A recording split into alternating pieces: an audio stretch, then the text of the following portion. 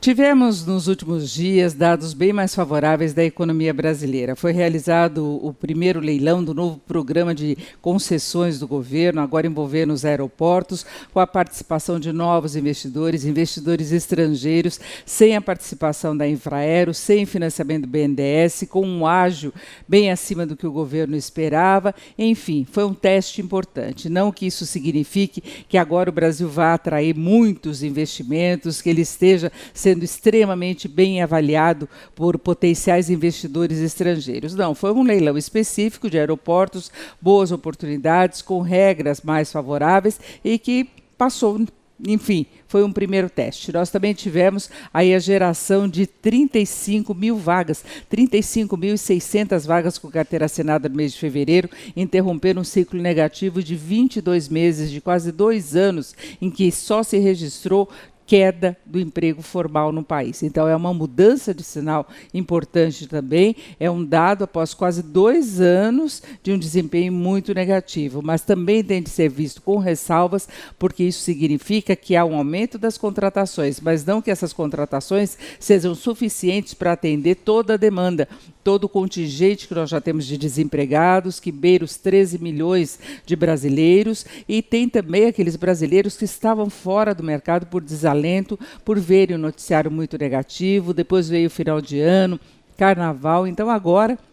é que há uma demanda maior por vagas, e isso vai influenciar a taxa de desemprego, as condições do mercado de trabalho em geral, porque haverá esse desequilíbrio, porque a retomada das contratações está sendo muito lenta, assim como a recuperação da economia como um todo. E nós tivemos ainda a Moody's alterando aí a perspectiva na nota do Brasil, que saiu de negativa para estável. Isso não significa melhoria da classificação, apenas que a Moody's está olhando com bons olhos o que está sendo feito em termos de reorganização da economia brasileira. Mas claro que vai aguardar a consolidação do processo de retomada de atividade, a execução do ajuste fiscal que está sendo proposto pelo governo, que agora vai enfrentar uma fase de grandes desafios no Congresso, com as propostas como da reforma da Previdência, que hoje parece fundamental do ponto de vista de recuperação da credibilidade do país e de uma confiança maior nas perspectivas de evolução das contas públicas. Só que há uma resistência muito grande da sociedade, também da classe política,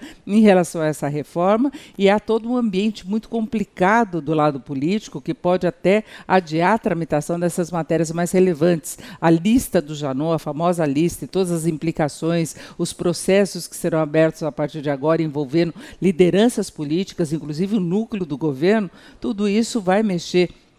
com o Congresso Nacional, já está mexendo e pode, claro, afetar também o ritmo das votações, até mesmo a avaliação dos políticos, o quanto que eles vão se comprometer com reformas, que até podem ser importantes do ponto de vista de reequilíbrio das finanças públicas, mas mexem com interesses dos trabalhadores, de quem pretende se aposentar. Então, aquela questão da popularidade também pode influenciar muito as decisões, o posicionamento político em relação a essas reformas. Mas, como eu disse, o balanço final dessa semana é positivo no que se refere à economia brasileira. Nós estamos vendo a confirmação dos primeiros sinais de uma mudança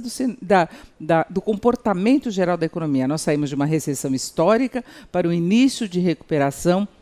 nos vários ramos de atividade e agora envolvendo também o mercado de trabalho. Claro que isso afeta de uma maneira positiva a avaliação do país, favorece a atração de investimentos, e investimentos são importantes para reforçar até esse processo de recuperação, mas não devemos esperar uma mudança muito rápida. O tombo foi pesadíssimo, ainda há uma crise política a ser administrada. Lava Jato agora completa 3 anos e aí muita coisa ainda está em aberto, punições ainda terão de ocorrer, até de uma forma exemplar, para que todo o custo da Lava Jato não seja em vão, para que toda a corrupção que a Lava Jato expôs para o país não passe sem a punição devida, porque isso é que vai valer a pena. Nós passarmos a ter um relacionamento entre o setor público e o setor privado, sem essa desonestidade toda que nós vimos, o interesse próprio ainda prevalecendo. Mas o que a gente percebe é que os políticos, aqueles que estão na lista do Janot, ainda tentam, cada um da sua forma, e até formando um clubinho, tentando estabelecer novas regras para escapar de punições. Então, alguma coisa mudou no país nesses 3 anos de Lava Jato, mas ainda precisamos de mudanças muito maiores para ter, de fato, uma situação muito mais ética na gestão das finanças públicas, no relacionamento, como eu disse, entre o setor público e o privado.